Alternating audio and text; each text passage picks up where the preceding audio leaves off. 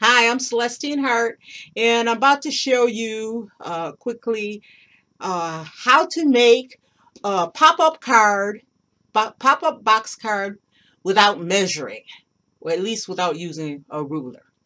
The supplies you're going to need, well, let me show you what a pop-up box card is first. Here's one that I made. Here's another one that I've made with little dancers. And the fun part about this card is it folds up and fits in an envelope or an envelope. And so you can put it in the mail, and then when they get the card, they have a nice little pop-up. Here's another one that I made, and here's another. This is the base. You'll see it folds up and opens up, and there's room inside to decorate. I'm going to show you how to make this base for a pop-up card, and then you can decorate it whichever way you want to decorate it. The supplies you'll need are going to be cardstock. This is medium weight cardstock that I'm using. A tape runner or a really good, this is extra strength. I use this a lot, extra strength Elmer's, so a really good glue. Scissors. You will need, probably going to need a cutter to get your nice straight cuts, but you're not going to have to measure on the cutter. And I'll show you as I go, what I mean by that. You can use a scorer if you want to. I just use my fingers. I fold and then I go back and forth over the fold to make sure. So you can use a bone folder or a scorer if you want to. That's up to you. I'm going to go ahead and get started. I hope you enjoy this and let me know if you'd like me to do more videos. Thank you. Hi, this is Celestine Hart, and today we're going to work on making pop-up cards. And I want to show you examples of ones that I've made.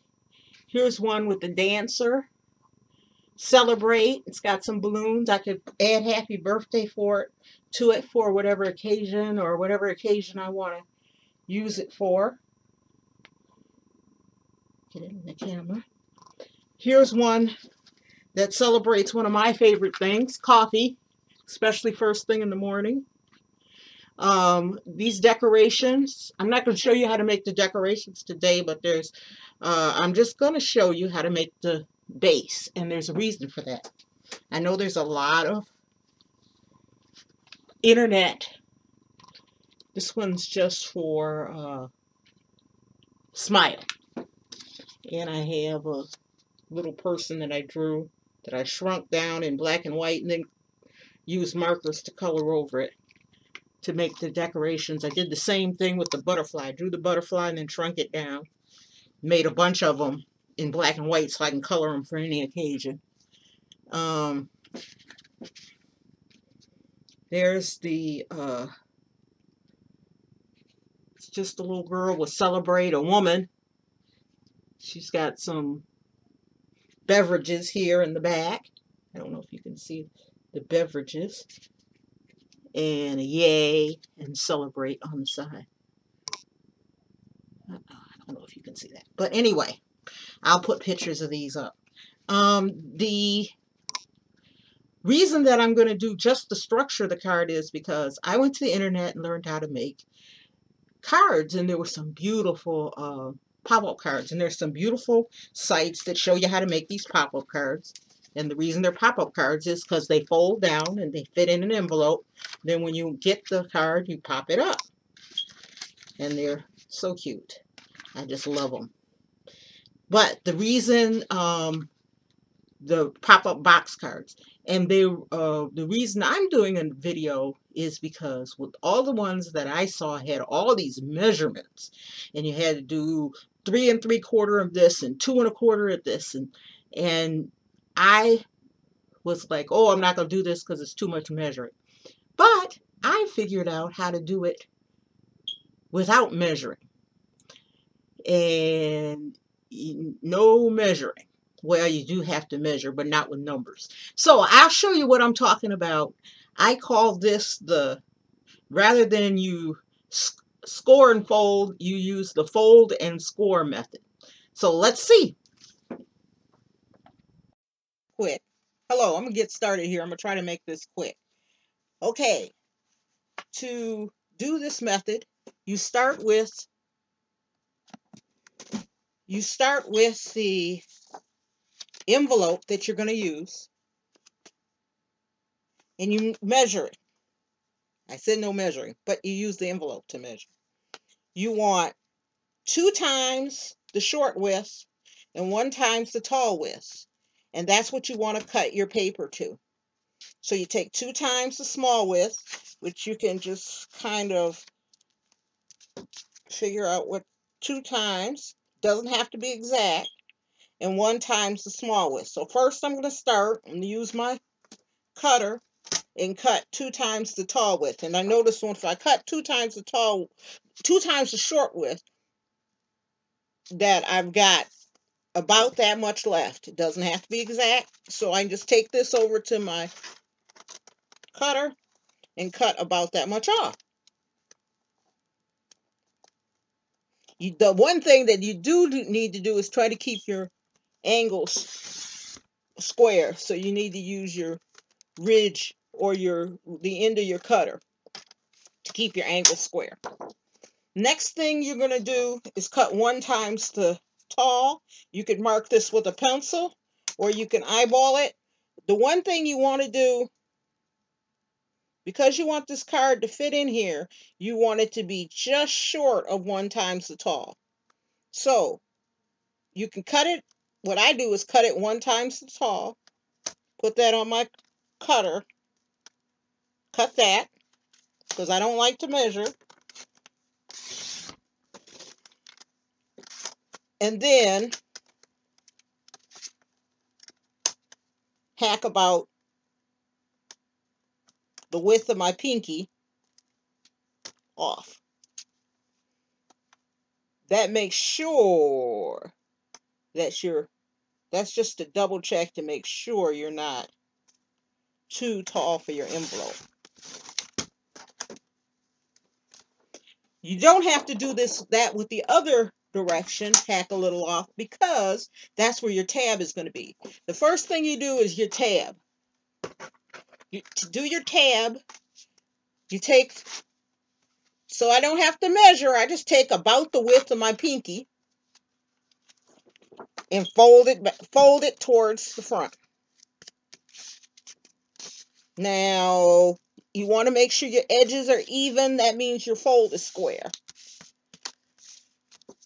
Now, if you like real sharp scored corners and perfect corners, this isn't the method for you. You need to go back to measuring. But what you can do is take your scoring tool and score after you fold. So that's why I call it fold and score method. I don't normally do that because I'm just making these for me. And I'm not too particular. I just fold it by hand. I make sure that these ends line up so that it's nice and straight. Next step, you fold half to the tab. So I'm going to show you real close. Where the tab is, you fold to the tab, you don't include the tab. So you fold to the tab, you make sure your edges are square. And you fold to the tab and you fold and you make that fold real well. Next fold you make is fold to the center. Make sure your edge is even so your fold will be straight. Now this side is the only tricky one. You fold the tab under and then fold to the center. So you don't include the tab in your fold to the center. Now, I noticed one thing. As I'm folding this, I'm noticing that this side is lining up, but this side is not lining up. In other words, my paper isn't quite square. So all I have to do is, if I notice that, Remember, this isn't exact. I just put this back on my cutter and square it up. So now it's square. Okay, now when I fold this all too, I've got my box. Okay, now you need to make your edges, your flaps. So what you do is you open it all the way up, you fold towards the outside of your box, you fold it, and you make sure all your little folds line up. In other words, it's square, and you fold. You can score this after you fold, but you have to fold to get the measurement. I'm just going to use my finger. Now I have everything folded. I'm going to now use my scissors and cut. You cut from the top down on each of the folds down to the center. Now this you could do on the fold. If you want these to be good and straight, you can do on your machine.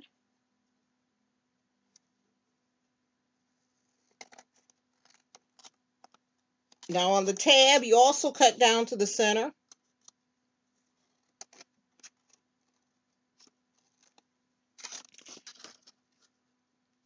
You cut the tab off at the top, and you cut an angle down at the bottom. So now this little tab is cut at an angle. Cut at an angle. So there's the angle. So now what I do, many of the boxes have the back where you don't fold the back, but because we fold this all the way across, because we want to do the measurement, it's hard not, you can't not fold the back.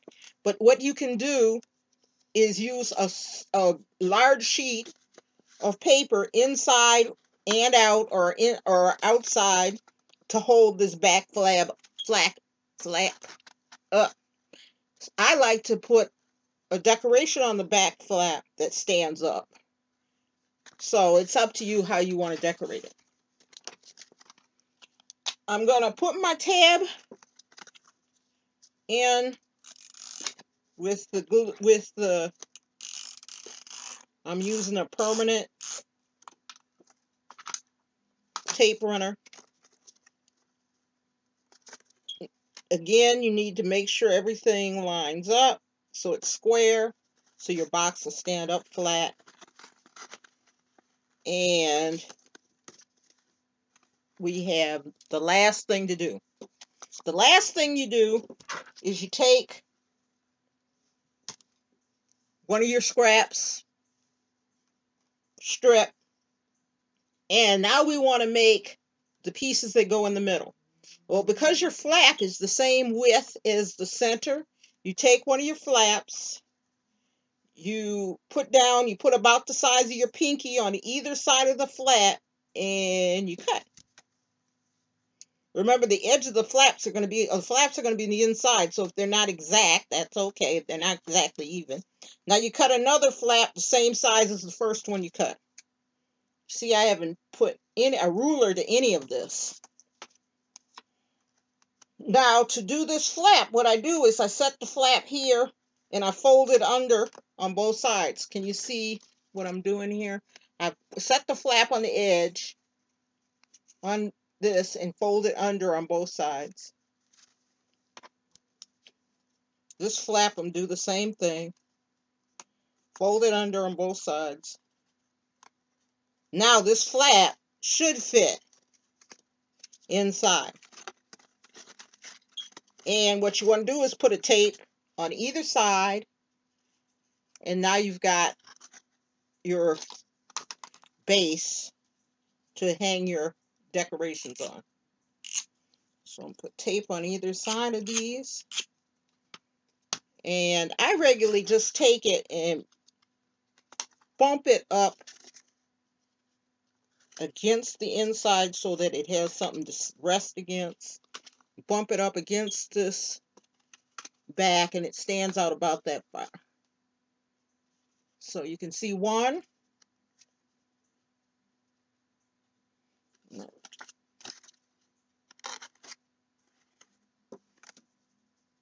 Trying to see where my flap is to make sure I've got that lined up right. I got one. Now I'm going to put the other one in. These little tabs that I made about the width of my pinky are what's going to hold your decoration up. So you want to get a good amount of tape on these tabs. Or if you use whatever adhesive you want to make sure you got a good amount on there. A repositional adhesive, at least that's, you want it to be permanent, but that starts out repositional will help. Now, you flatten your card out, see if it works. And what I do is when I make these, I make a few at a time, the bases, and then that way I can have fun decorating them all at once.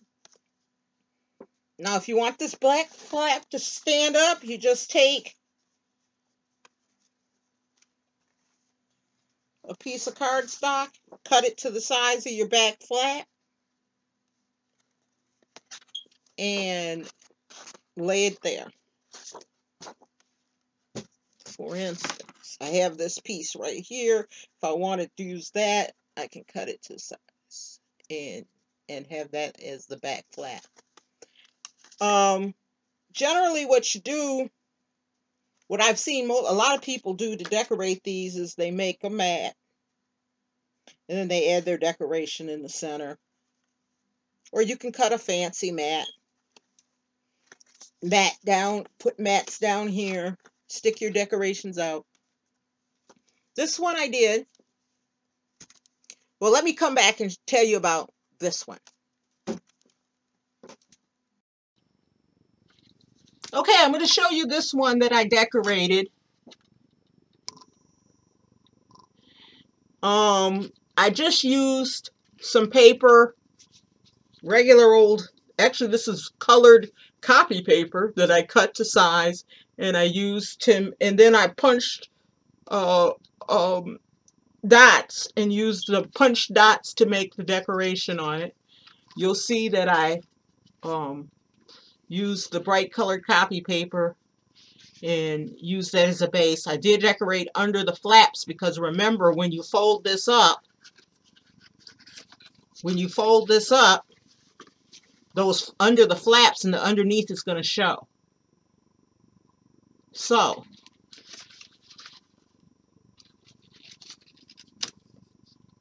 this butterfly stuck out when I did the this one butterfly stuck out. I made it too wide, so you have to watch to make sure your decorations don't go beyond the when you close it up. But what I did was fold it under, so when I would give it, it would be folded under in the card, and then once they open it up, there it's going to be, it just looked like the wing is bent. So that's one. Again, I took drawings that I had made and paintings. This was a messed up flower that was on a greeting card that I had painted. I didn't like it, so I just cut the flower off. And I made, instead of making a regular tab, if you look down in here, you can't, I don't know if you can see it. I cut the paper like a flower pot. So the tab that's holding the flower is shaped like a flower pot. The person is a drawing I made. I printed it out, shrunk it down, printed it out in black and white, and then did markers over that drawing. And the little boy looks very happy to be in the garden. This one, I did the same thing. I cut up some pictures that I made. I cut them up in black and white, and I thought the black and white went well, so I didn't even color them. This was some drawings that I had made. I just copied them and shrunk them down. I used the brown paper here is jelly printed paper that I had made with gold and copper, and I thought it went with the coffee theme. Let's see. The clock. It's supposed to be a breakfast clock. Let me get that so you can see it. The clock here was just a stamp on some tag board, and then I backed the stamp with some of the jelly printed paper. The coffee cup, I just drew a coffee cup and colored it in. You probably could cut one off or something and use that if you wanted to. I just drew a coffee cup, colored it in. So that's how you can decorate those. And I hope you enjoyed this tutorial. I hadn't done any tutorials before like this, but I hope you enjoyed it. I have fun, a lot of fun making these cards. I have a number of them ready to decorate for the occasion, for any occasion. So I'm Celestine Hart, and I enjoy doing these videos. Let me know if you want me to do more. Thank you.